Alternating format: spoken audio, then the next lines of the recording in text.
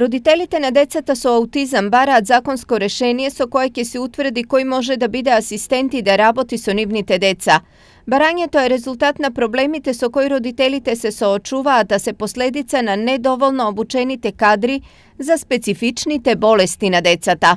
Треба да има закон со кој што ќе се регулира кои луѓе можат да бидат асистенти. Значи, вака сега е едноставно пуштен повик, луѓе си имаат пријавено, меѓутоа тие луѓе немаат обуки за да бидат асистенти и за секоја различна категорија на лица со попречености треба различен обрик на асистент.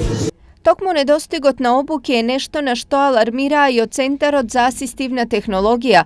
Според нив, кадарот во Штипскиот центар за аутизам е соодветен, но неопходна му е доедукација.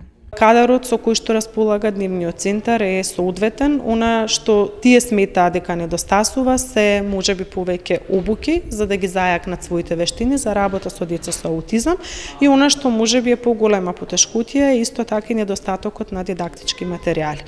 Овие недостатоци мора да се решаваат подитно за Центарот за аутизам во Штип и лицата кои го користат да добијат третман кој го заслужуваат.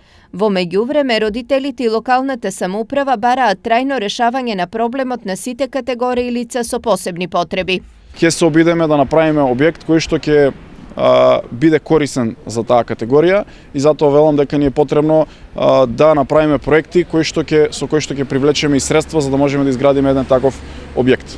Дали и кога ќе има решение на проблемите на оваа група на граѓани и нивните семејства е неизвестно, но секој поминат ден без соодветен третман за овие лица значи многу и наместо напредок тие се враќаат чекор наназад.